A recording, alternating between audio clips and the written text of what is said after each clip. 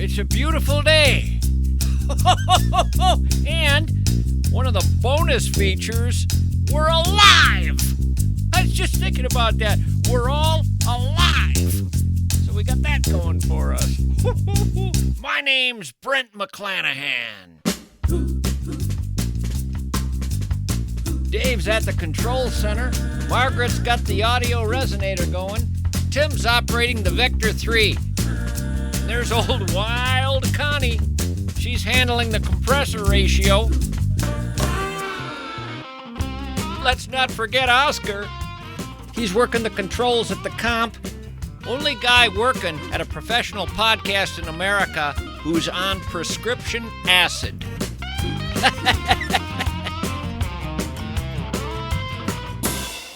Okay, the first thing I wanted to talk about is, well, I got a couple things I need to get out of the way. They're up in my head, and I need to clear them out of there. One is this old newscast theme song I have in my head from way back, the KSTP theme song when their eyewitness news would start. It was one catchy number, I'll tell you. I'd like to meet the guy who wrote it. I'm going to track down sometime the fellow who wrote this one. That old Channel 5 eyewitness news theme song. It was killer. Remember how it started out with the beeps? Beep, beep, beep, beep, beep, beep, beep, beep, pop! And then the drum. I don't know if it's a snare or what, but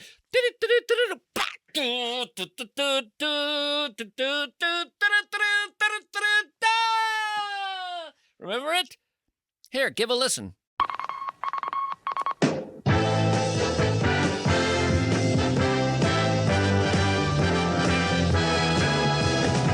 Eyewitness News, the Northwest's most complete, comprehensive, and up-to-the-minute coverage.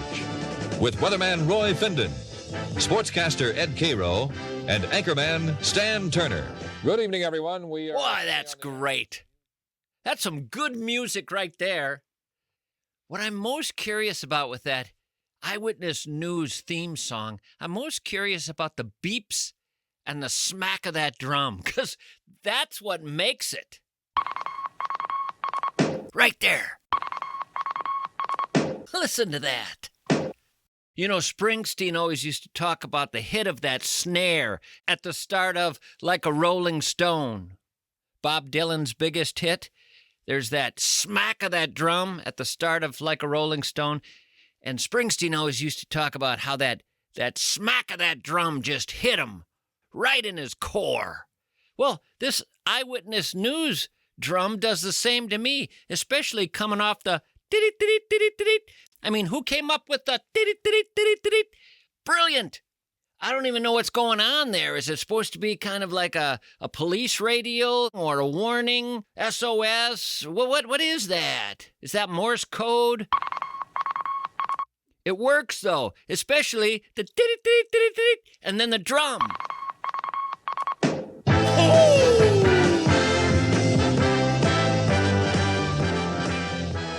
Don't you love that? Man, I could just isolate that and listen to that for a 20-minute stretch. Come on! Another! Yes! More! Wow! God! Doesn't that do stuff to you?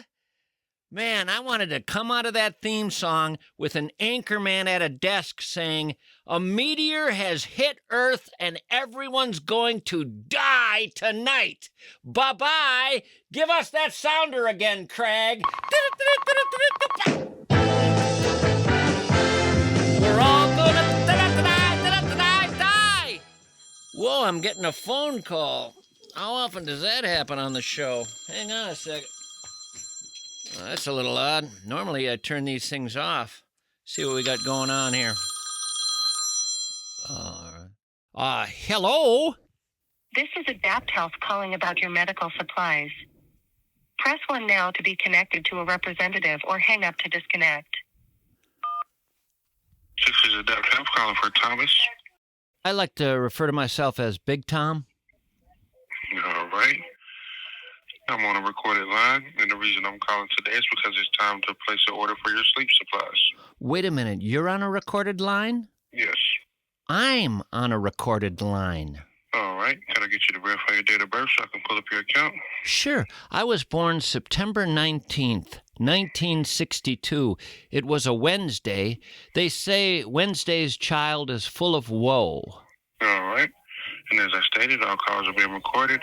I'm recording this as well. Just a reminder. All right. And the email address that I have on file, do I have permission to use it for updates on the order? You certainly do. You can send me Rumi poems. I'm a big fan of Rumi. All right. And I have your wife as your emergency contact? Yes, my wife is not only my emergency contact, she's my lover. Is your insurance still with HomeLink HB Commercial? It used to be, but my insurance has changed now. I met a fella named, well, I just call him Steve. He originally had a stand in the country where he was selling corn, but he also got into insurance. Do you have your insurance information handy so that we can update it? Absolutely. All right. Who's your insurance with? Steve. Would you like to proceed with the order for your sleep supplies, sir? I'm wanting to go more in the direction of sleeping pills and really, really strong ones. All right, so I'm not sure what's going on.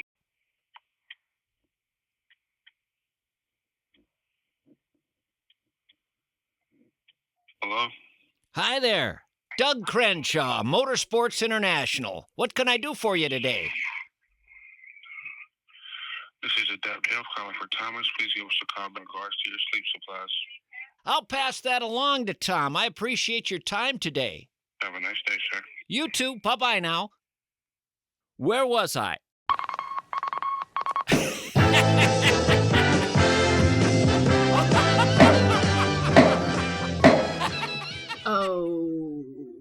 Okay. That woman's voice reminds me of the second thing I had stuck in my head today. These are two things I just wanted to clear out. That Eyewitness News theme song and Helen Reddy's I Am Woman. Someone was playing that at a store I walked into 2 days ago, and that song is stuck. 1972's I Am Woman, Helen Reddy. I Am Woman, Hear Me Roar in numbers too big to ignore. I haven't known how to get that out of my head, so I thought it might be best just to look into it a little bit, learn about it.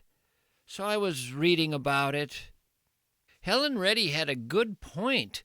I didn't realize that when she wrote that song, there was really no song out there celebrating the strength of women. In fact, the songs about women were just horrendous. I just didn't realize that. I was a kid back then. I wasn't looking into what people were saying about women. I was looking into what people were saying about G.I. Joe.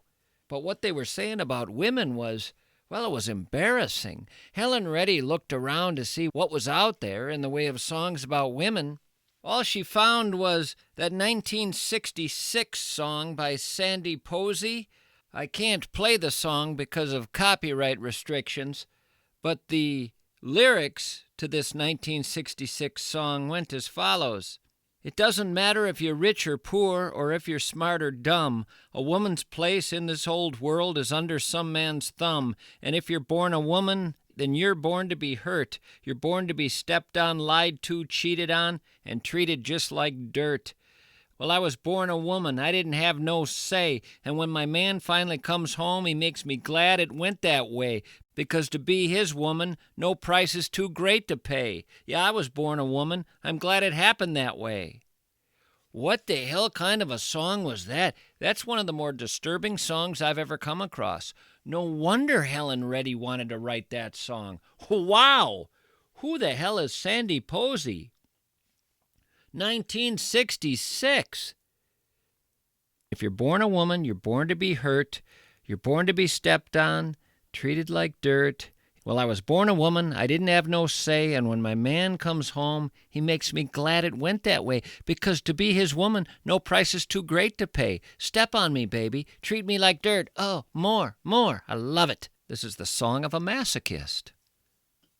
So Helen Reddy comes along and says, hey, I'm a woman, hear me roar. In numbers too big to ignore. And I know too much to go back and pretend. You hear that? because I've heard it all before. I've been down there on the floor, and no one's going to keep me there again. You got that?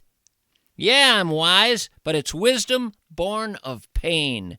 Yeah, I paid the price, but look how much I gain. If I have to, I can do anything. I'm strong, I'm invincible, I'm woman. Take that, Sandy Posey. And I hear Sandy Posey stalked Helen Reddy for the rest of Helen Reddy's life. Stalked her. At every concert, at every interview, there she was, Sandy Posey. There's a pretty powerful shift from 1966 to 1972, huh?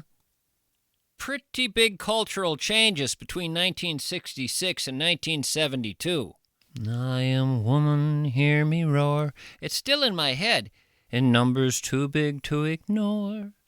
I also thought if I wrote a song about a guy, I could get I'm a woman out of my head.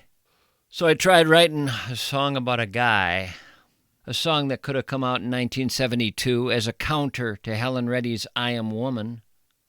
I'm a guy saying hi, and I just was passing by, and I heard that Helen Reddy sing a song. I figured I should have my say, so I wanted to say, hey, I got nothing more than that to pass along. Oh, yes, I'm a guy. Can I just leave it at that? I live in a mobile home, and I wear a baseball cap. If I have to, I can do anything, but I'd rather not. No, there is a ball game on, and I'm drinking. I'm trying to get that song of Helen Reddy's out of my head. Do you know in 1972, when I Am Woman came out, the feeling was, well, women are on their way now. I mean, they are on their way. And 8 years later, to confirm it, Ajali Perfume came out with this song for their perfume, letting the world know women are covering all the bases now. I can put the wash on the line, feed the kids, get dressed, pass out the kisses, and get to work by 5 and 9. 'Cause I'm a woman, Ajali. Give her Ajali, the 8-hour perfume for the 24-hour woman. I can bring home the bacon, Ajali. Fry it up in a pan, Ajali. And never, never, never let you forget you're a man. 'Cause I'm a woman. Ajali, the 8-hour perfume for your 24-hour woman. That's right, it was an 8-hour perfume for a 24-hour woman. 8 of the remaining 16 hours, she was asleep. That left 8 hours with no perfume at all. Filling that void was ivory soap. Soaps can leave deodorants and heavy perfumes on your face, not ivory. Ivory gives me a natural kind of clean. I'm a woman. Ivory girl. Woman. Ivory girl. Woman. Ivory girl. And so it came to pass that there was a war, a great war, between the Ajali woman and the Ivory Girl. The Ivory Girl was not interested in bringing home the bacon. She wanted to play softball with her friends in the park. The Ivory Girl never said, I never ever let him forget he's a man. A man, to an Ivory Girl, was, well, her father. The Ajali woman, quite different. Dangerous, frankly. She could do everything. I imagine the Ajali woman could play softball had she wanted to. An entire team fielded by Ajali women. What kind of a game would that be? And would the Ivory Girls be willing to take them on? What are they wearing? Anyway, I'm thinking Helen Reddy's song is now officially out of my head. I Am Woman is out of my brain.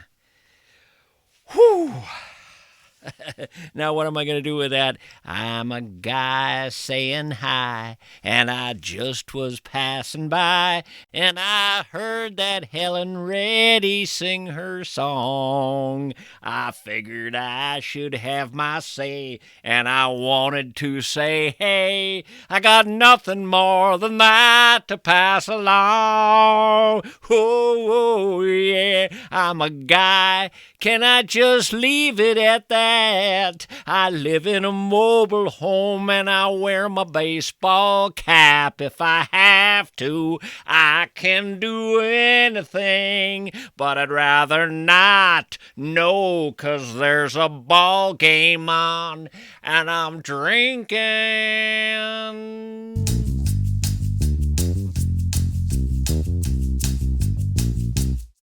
Since 1963, they have held the road, a dealership tradition, a legacy bestowed. You want a Ford that thunders down the lane, a Buick smooth as sunlight after rain, a GMC that muscles through the cold, a Chrysler that has a story to be told, a Dodge with a heart, a Jeep for open sky. Fury Motors has the keys, so just stop on by. And if you want your car used, well, you don't think twice. Every make, every model, and always a great price. But here's the thing that sets Fury apart. It isn't just the cars, my friends. It's the heart. Highest customer satisfaction, and I mean bar none. And customers keep coming back. Grandpa, father, and son. 'Cause when Fury signs the deal and they shake your hand, well, they do it right. And let me tell you something, man. 60 years of trust, that don't lie. I'll be going to Fury until the day I die. I would like to thank a couple of listeners right now. Jason Dolman is one of them. He called MSP for that $49 furnace tune-up and ended up winning a real fancy Weber grill from Fratelloni's Hardware. But that's not what I'm thanking him for. I'm thanking him for mentioning this program when he dealt with MSP, when he got that furnace tune-up. That made a big difference. Minneapolis St. Paul Plumbing, Heating, and Air helps keep this show alive. So when you mention the show, it keeps them hanging around. There's another guy I want to thank, Aaron Wheeler. He sent an email to MSP. Sent it to my old childhood buddy, Steve France. That also made a big difference. And I heard from the people at MSP about it. You people who take the time to contact my sponsors, you make a big difference. For your plumbing, for your heating, for your air conditioning, remember, Minneapolis St. Paul Plumbing, Heating, and Air.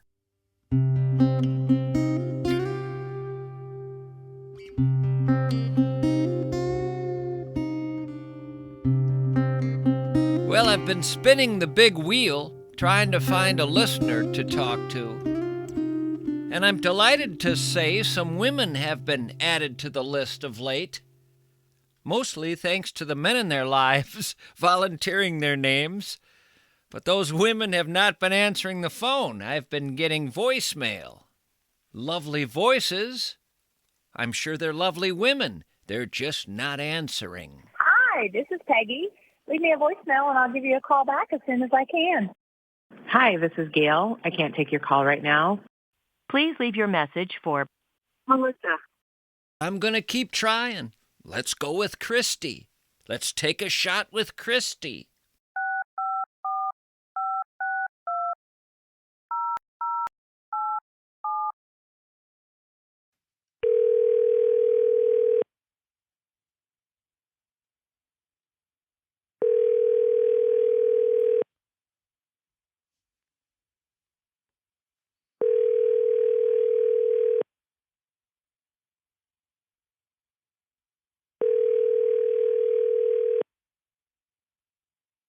Your call has been forwarded to voicemail. The person you're trying to reach is not available. At the tone, please record your message. When you have finished recording, you may hang up.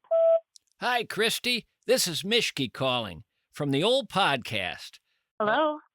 You are there, son of a gun. Boy, I've had about 6 recorded outgoing messages in a row. Wow, is it nice to actually hear somebody? Yeah. Tell me about yourself. What do you do with your life? I work in an office for a medical device company, kind of a startup. And you spend 40 hours a week on that. That is correct. And then what do you do when you don't have to go to work, when no one's telling you what you have to do? What's an ideal day? Spending time with the boyfriend. We like to go out for motorcycle rides, stop at a couple of bars and have some adult beverages. Are you on the back of his motorcycle or do you have your own? Yeah, I am on the back of his motorcycle. I do not have my own. How long you known him? Our first date was Memorial Day weekend last year. So it hasn't even been a year. I know, coming up on a year. Where'd you meet? On a dating app. On a dating app. This is one of the successful ones. We were on Bumble, so that one, you swipe right if you're interested, you swipe left if you're not interested. You both have to swipe that you're interested in each other, and then you get a notification that says, hey, you matched. And on Bumble, the female has to send the first message. You contact him and say what? I've been on and off dating apps for years, and I used to put a lot of thought into my initial messages, and then you wouldn't even get a response, or it just would go nowhere. So I kind of was not putting a lot of effort into it, and I'm pretty sure my first message was just, hi, how are you, or hello, or something like that.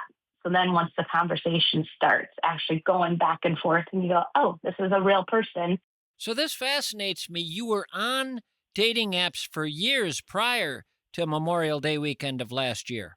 Yes, intermittently. And is it kind of okay doing that? It is. It is. But again, you never know because there are what they call catfishing. Have you heard of catfishing? No. It's where people make fake profiles. They'll use somebody else's picture or they'll just make up information on, like, here's my life on their profile, and it's not true. It's not them at all. What is the game there? I don't get the end game. If they lie about everything, how does that work in their favor? Some of these people will even go through with meeting. It's like, well, that's not you. That's not the person on there. I'm trying to figure out the advantage to the guy who does that. So you show up and you say, yeah, you're not that guy. And he goes, I know, I made all that stuff up and I used a different picture. Yeah. Wait, why are you going home? Well, because you lied. I don't get it. It seems like a really poorly thought out plan. And forgive me here. I'm sure there's more to it that I'm missing, but it doesn't sound like it's well thought out. Correct. How many dates do you figure you went on before Memorial Day of last year that were dates through an online service, dating app? And 15. Let's throw out 12. Were any of those dates horrible? Oh, God, yeah. Yeah. I had one. Went to like an Applebee's for lunch. All right, that should have been the deal breaker right there. Applebee's? I literally have never met anybody who has said, let's go to Applebee's. Never in my life have I been around somebody, hey, you hungry? Yeah, let's go to Applebee's. That same person could just as easily say, let's walk in front of this car coming down the freeway. I'd opt for that first. Sorry, I'm sure Applebee's is a lovely place. It was within the budget. Oh, it's a budget deal. I'm sorry. I got to back off. I'm sure Applebee's is where you go when you have just a little bit of money and you don't care really if you live another day. So tell me what happened at the Applebee's. We went to lunch at Applebee's, and this is when we'd been messaging back and forth on the website or the app or whatever it was. And I met him in person, and I could kind of tell within like the first 5 minutes, yeah, I don't want to go out with this guy again. I thought he was giving me gay vibes. I'm like, this guy is not interested in women. He wants to be on a date with a man. He seemed like he was gay. That also doesn't sound like a well thought out plan. A gay guy, what's his plan? You show up and he says, wait, you're a woman. And you say, yeah, I showed you a picture of a woman. I said I was a woman. Yeah, but I just thought you couldn't possibly be serious. This isn't going to work at all. I'm gay. Yeah, I don't know. But we had lunch, and then we were walking out to the parking lot. All of a sudden, this truck comes flying into the parking lot, screeches the brakes, and some girl, lady gets out and starts screaming, "You son of a B." Obviously, she said the word. "You said you loved me." And I'm like, what is going on? Looking around. And he runs over to this chick. They have some heated discussion. And he essentially shoves her back in the vehicle.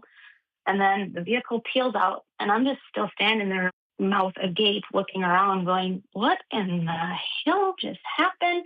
Thinking he's going to explain it. And he just casually walks back over to me and he was like, "So you want to go do something else?" I'm good. I'm going to get in my car and I'm going to go home, and you're going to get in your car and you're going to go home and you're going to lose my number and never call me again. Gets in his car, slams the door, peels out of the parking lot, and I just kind of sat in my car for a few minutes processing what just happened. Then some little old lady came over to my car, knocked on the window. "Sweetheart, are you okay? I just saw all that. What was that?" "I don't know what that was, but I'm good. I'm good. Yes, thank you. I'm just going to sit here for a few minutes." At that point, did you say to yourself, I'm going to go back and look at that profile again and see if there were some clues I might have missed? I was in grad school. This was out in North Dakota. So that was probably my first mistake. Makes perfect sense. I didn't realize you were in North Dakota at the time. There was not another date that was in that category, right? Say of the 12, that's the only one that really stood out as being truly bizarre and filled with cognitive dissonance. There was one that I didn't know at the time. I think we went on 2 dates and it was fine. And then later, and this is again in North Dakota, phone call from North Dakota Department of Criminal something. Oh, boy. Asking me if I know this name. And he was in jail. I think he's in jail for life now. He was luring minors through Snapchat and transporting them across state lines. Well, this is just all of a sudden terrifying to me. So imagine the fun, imagine the good feeling you must have had last Memorial Day weekend. I'm finding myself now wanting to hear about this new fella. When you were first messaging with him, did you ever say to him anything along the lines of, have you ever spent much time in North Dakota? I don't think so. I would have cleared that up right away. Just found out if there were any tethers at all connecting him to that state. So on this first date, did you tell yourself within a matter of minutes or hours, okay, I'm going to be seeing more of this guy. This one's going to work. Yeah. Yeah, I could tell right away. Right away. That must be a good feeling. Yeah. And would he say the exact same thing? I think so. Isn't it wonderful when it works out that way? In a way, it's kind of shocking that it does. I mean, two people are born on this planet having nothing to do with one another. One day, there they are together, testing something out, and magically for both of them, it works. It's almost more a miracle that it ever works than it doesn't to me. Yeah, I would agree with that. Well, I don't know what else I want to ask you. I definitely wanted to dissect that whole thing because anytime I stumble upon a world I know nothing about, I want to learn as much as I can about it. And I've not had the opportunity to really pepper someone with questions on this. Do you know other women, friends, who have had success with it? No, not really. It's usually just didn't work out. What do you think is the fix for that? For instance, when you're talking to a friend and it's friend number 10 who told you, I just don't know about this. It never works out. I go on these dates. It's not what I'm looking for. What am I doing with these dating apps? If you were able to wave a magic wand, what would you fix, repair, alter, change? If I had that answer, I would not be working in my current job because I would be a bajillionaire. I don't know. In the old days, the idea was, this is the world I grew up in. You just found yourself in worlds where men and women mingled. At work, on a volleyball team, a softball team, whether it was some church group, whether it was at a company picnic, whether it was in a bar, there would just be a world with men and women around, roughly the same age, and there would be mingling, and out of that, magic happened. That worked for years and years and years. Was that not something you were interested in playing with too much? Did you ever have an old-fashioned date that way? Not really. There's not a lot of settings where that can happen. I got to get back to work. Lord, you're working. Hate to cut you off. You're supposed to be. All right, well, I appreciate how much time you spent with me. I really do, and I hope to run into you guys somewhere down the road, perhaps on that motorcycle. All right. Well, it was a pleasure talking with you. Thank you so much, Christy. I'll see you. Thanks. Bye. Some people have to work. You call and waste their time. They have a job to do. You keep them on the line. They hate to be rude, but they wish you'd go away. They try to ditch you, boy. You try to make them stay. Ugh. Yeah! Ugh.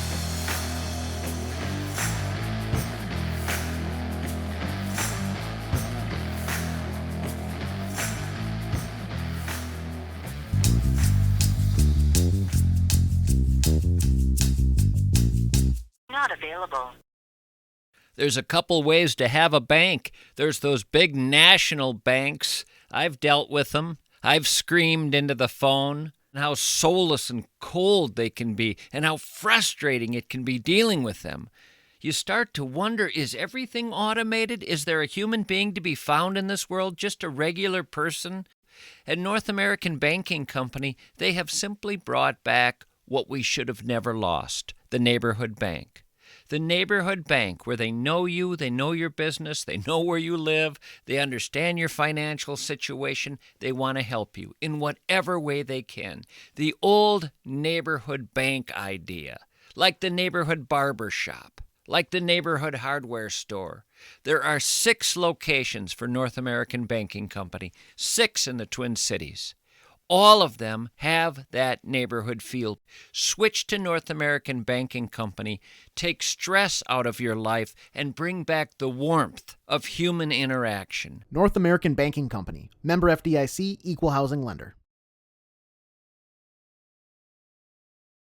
In a way, it's so simple.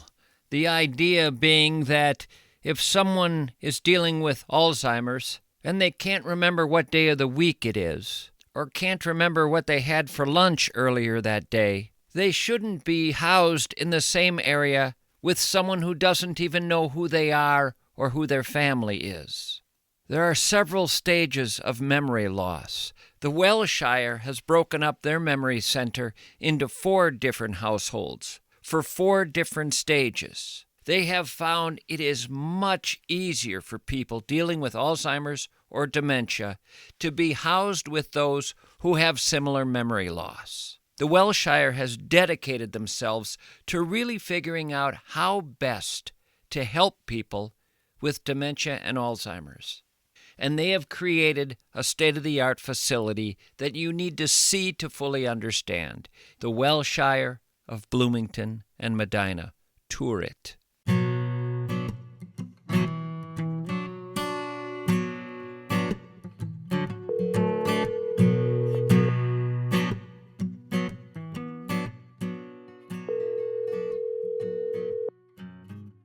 You've reached Ryan Young's voicemail. Please leave a message.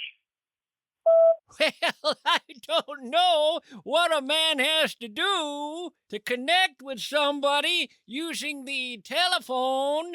I can't seem to get any satisfaction. I mean, when I'm driving in my car, a man talks on the radio. He's telling me more and more about some useless information supposed to fire my imagination, but no, I cannot get any satisfaction. When I'm watching my TV and a man comes on and tells me how white my shirts can be, but he can't be a man. He doesn't smoke the same cigs as I do. Where the hell are you? Damn it, I'm right here, Mischke. Oh, you are there. I thought I got your voicemail. You did, but nowadays you can answer while they're leaving a message, and that's what I did. Wow, that changes everything. I expect to get a hold of a lot more listeners now. That technology is a game changer. I didn't realize you were calling. I just happened to look at my phone, and it says Mischke's leaving me a message, so... That's really odd, because with my phone, what it does is it rings. I've got one of these old phones that does not ring. Boy, that must be the old 1910 candlestick phone, because they've been ringing since the 30s. I'm out of the loop with modern technology. Well, I'm glad Sarah connected us. What are you up to? Just sent a package in the mail. Now I'm going to eat some food and then mix some records.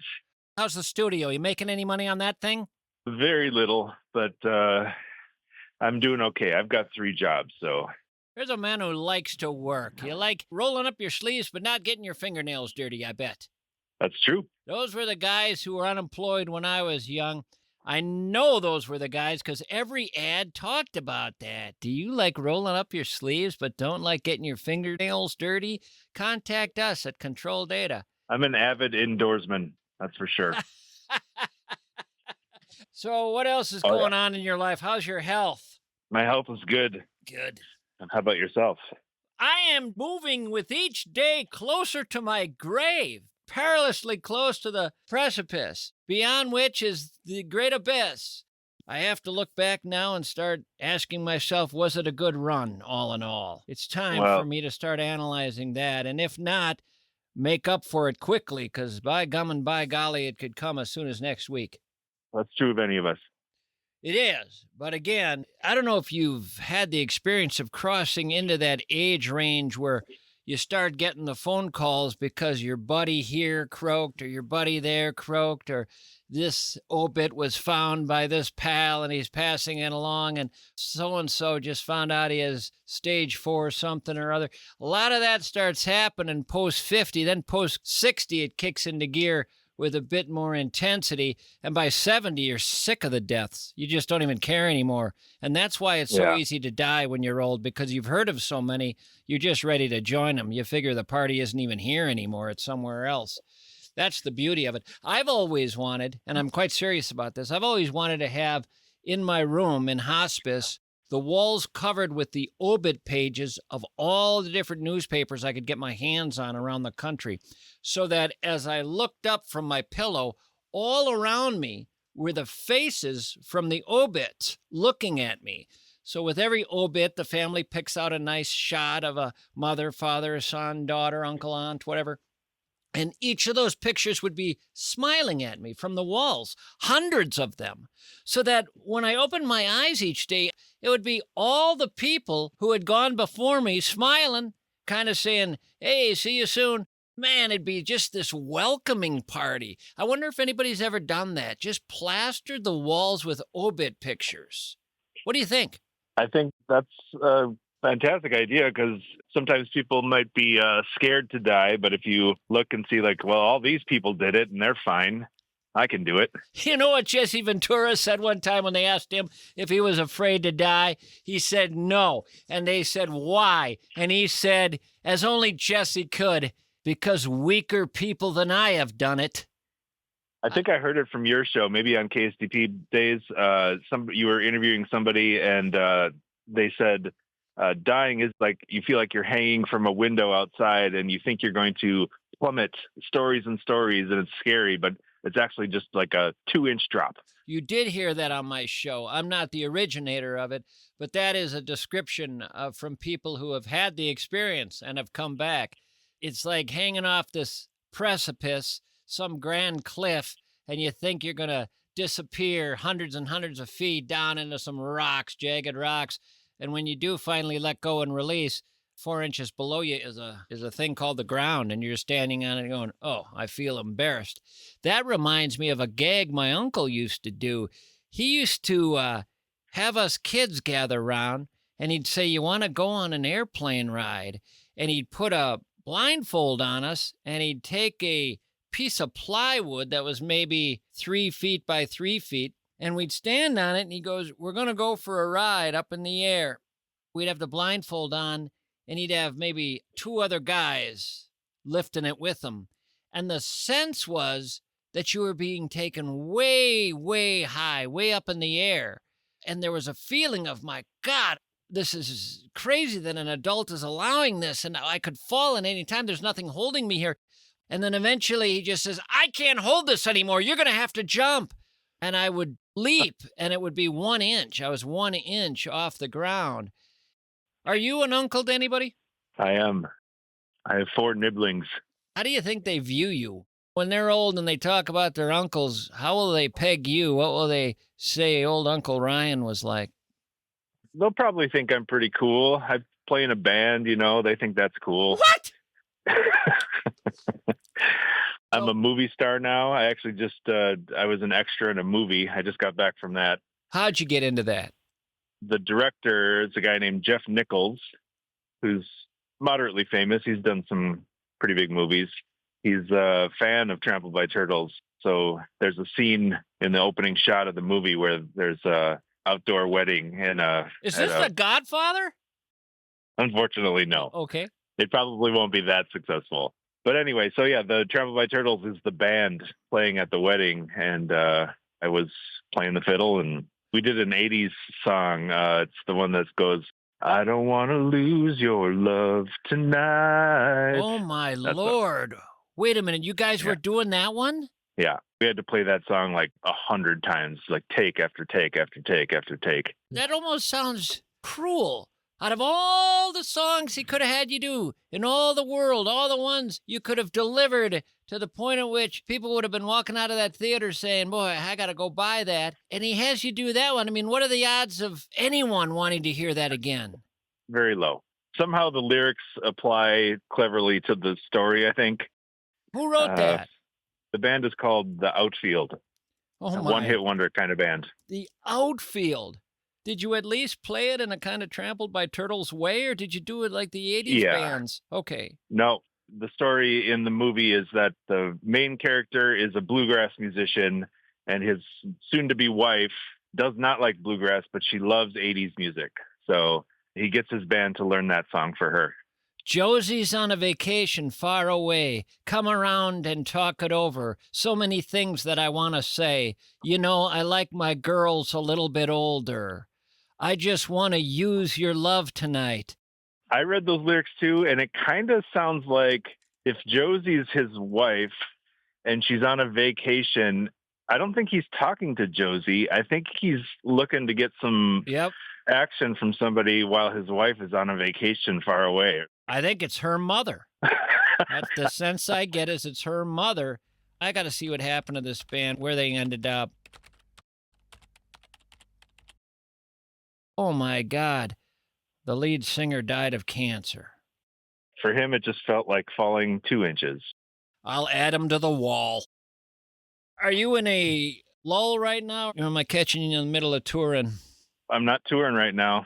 We're going to start recording a new record tomorrow, however. Where do you guys record that? Pachyderm? Yep, Pachyderm. Good old Pachyderm. Man, such fond memories of that place. I hope somebody at some point writes a little book about stories of Pachyderm. There's a lot of great stories. You'd have to chase some down. It's not like everybody working there would have all the stories. Some of the stories would be just surrounding the recording sessions done there, but so many great stories. But I don't know that anybody ever does that, where you write a little book about a recording studio. I'm not aware of any. I'd add my chapter on Old Ramblin' Jack. I'll put that up against some of the best stories. You guys end up usually delivering far more songs than you'll end up using? Typically a couple extra that don't make the cut. We're not one of those bands where there's they record 50 songs and only 10 of them are on the record. We'll just record a couple more than we think we might need and just take the last couple out. One of our most popular songs is a song called Wait So Long. And we recorded that on the record before the record it came out, and it didn't make the cut. That became our most popular song.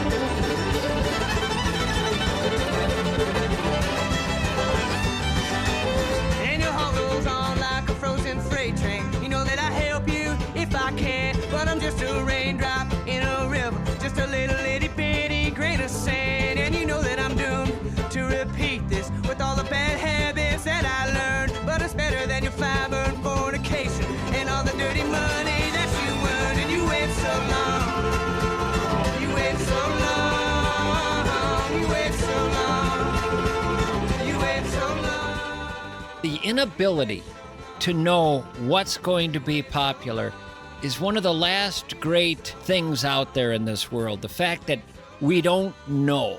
That's right. The number of guys who have said This was the last one I expected to be a hit. David Bowie used to talk about that quite a bit. The one he thought people were going to love, they didn't. The one he barely even wanted to put on the record was the one people loved. I'm intrigued by the strangeness of that.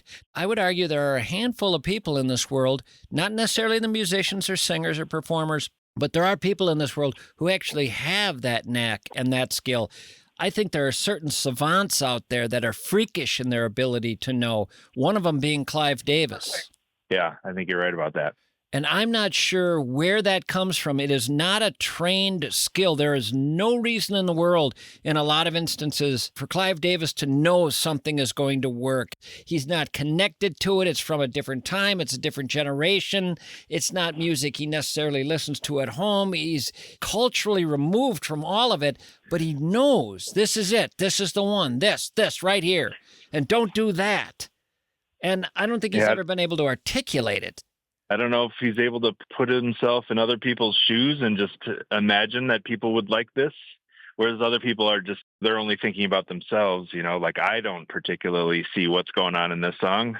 Right. Perhaps, I don't know. There is something in that song that works, and he can see it, he can feel it, he can hear it. What do they say? There are 22 different intelligences that we have. Even the dumbest guy you knew growing up was a genius on the baseball field, had that IQ kinesthetically through the roof. He was a genius in his ability to control and understand and use his body. And the guy who was getting all A's in science was not a genius kinesthetically. There's always a guy who's way high in a certain line and then maybe not in others. But I don't know what line that would be for Clive Davis. I'd have to study that and find out where his intelligence is. But I will say this, that'd be a great skill, because what a fun job. Listening to music and saying, put this out, put that out, don't do this, don't even record that one. Absolutely. You still living out in the same old place? You still got the brick bomb shelter operation? I do, yeah. Have you been recording anybody who's impressed you? I've been doing kind of a variety of music lately. Typically, I deal in like folk music and acoustic music, but I've been doing some rock and roll bands, and I've done a jazz band, and that's been fun. But as far as like somebody that just one person that wowed me, I'm going to have to go with this woman named Katie Belleville, local musician. She's kind of in the Gillian Welch vein. Katie recorded one of my songs, did she not? Oh, I believe she did. That's right. I forgot about that. Yeah. Lovely human being. Yeah. Great singer. So you recorded her recently? Yes. All right. It isn't out yet. Okay. Well, how you been liking the show? I love it. I listen all the time. I'm actually not caught up. I listen to your show in order, even though it's not like a continuous narrative or whatever, but I don't want to miss any. So I'm currently 3 or 4 episodes behind. I'm learning a lot of people are more behind than that. I just had a guy message me who wanted to take me on something I had said 3 months ago. He was just catching that show now, and something I had said had bothered him, and he was texting me about it, and I thought, wow, I didn't anticipate having to deal with that stuff. Kind of forgotten all about that other stuff. I suppose. But people take it in when they take it in. I do know that going from 12 shows a year to 104 shows a year, if anybody was set on some sort of pattern of listening to Mischke podcasts, I messed with them big time by suddenly doing 104. It's almost absurd. And someone could say, yeah, but you used to do it every night back in the days when you were a nightly radio guy. But that was so different, because what was going on then is there wasn't much else to listen to. There were no such things as podcasts. It was very limited. And, it worked into people's schedules. They were either driving to work or coming home from someplace, or swing shifters or grocery shopping. It kind of worked into their schedule. Once it's Podcastville, that all goes out the window. Everything changes. When I was listening to you on the radio, if I had to miss some time because I got out of my car, I missed it. There's no going back. But if I get out of my car, I push pause, and I pick it up again exactly where I left off. And so I catch more of it, but it takes longer. Right. I will say the one thing that has been the saving grace for me was figuring out this idea of me calling the listeners instead of the listeners calling me. Just figuring that out and then saying, okay, as long as I can include some part of the show where I talk to somebody out there, somebody living their life, just unrelated to anything going on over here inside this building, that will add that final piece that will make it feel like I need it to feel in order to do 104 of these a year. And right. I really enjoy that aspect of your show. I do. I don't know if other people do it. They say an original thought doesn't have to be one no one else has come up with. It's just got to be that you didn't know anyone else had come up with it. So I don't know anybody who's come up with it. But for me, it's a game changer. I'm not aware of anybody else doing it. Some people might think of it as odd. Steve Cannon used to say to me, why the hell would I take a call? I'm working. I'm working. Why would I take a call? He'd say to me, if they want to be on the air, why don't they get their own show? And I'd say, no, it's not like that. It's an interesting added element. He didn't get it. Anyway, good to hear that you're in good spirits and well and healthy and working. Sounds like you're working like a dog. Good Lord, I hope it's all joyful. It is. Say hi to the fellas for me. And when the devil might I see that movie? God knows I got to get to that song as fast as possible. I'll be listening to it tonight in bed. How long do we have to wait? Probably a year. They said it's likely going to be a year and a half. So the summer of 27 or maybe even fall. Well, if they want that big Academy Award, it's got to be autumn. They got to push it. That's how people remember it come voting time. Wouldn't that be something? All of a sudden, you guys are at the Academy Awards. What if that's the song that wins the Oscar? Yeah, it's the next I Will Always Love You. Whoa. Speaking of songs Clive Davis discovered, might be that he just discovered her. Yeah, I'm not sure about the song, but yeah, you're right about that. Actually, Kevin Costner takes credit for the a cappella intro. Oh, is that right? Yeah, she wasn't going to do it that way. And Kevin Costner, who's he? What does he know? He pushed her on that to do the a cappella start, which was a brilliant move. That's exactly how it should have started. And I think he told her that from a horse in South Dakota or something. Do you remember the movie Dances with Wolves at all? I do. I remember Kevin Costner winning the Oscar. This is bizarre when you think about it, that I remember his acceptance speech, because the whole speech was about how no one's going to remember who won this particular year. I remember he was up getting his award, his Oscar, and he said, people always say no one ever remembers who won the year before. But I'll tell you something, my wife's going to remember. My kid's going to remember. My parents are going to remember. My best friends are going to remember. I'm going to remember. He just starts running through these people who are going to remember. And for some reason, I remember that. Yeah. All right, enough of this nonsense. I'll let you go. You be well. Hope to see you sometime. All right. Likewise. All right, Ryan. See you later. See ya. That's Ryan Young, the fine fiddle player with Trampled by Turtles. If you have never heard that band, do something about that now. I don't want to lose your love tonight. Oh, I'm hit. I am hit. God, I think the bullet came from the outfield. You mean the grassy knoll? Is that a band?